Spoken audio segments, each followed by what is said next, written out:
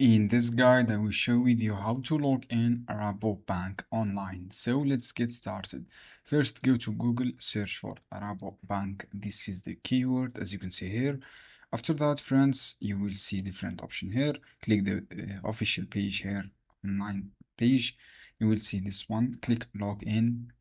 So friends, when you click login, you can scan the QR code to log in. So friends, just click scan. If you want to log in with your all information, email and password, click this one.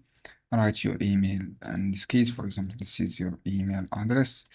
After that, you will write your password to log in your account. You can use a scan QR codes, just account number, your NL account number, write your account number here also, and then click login.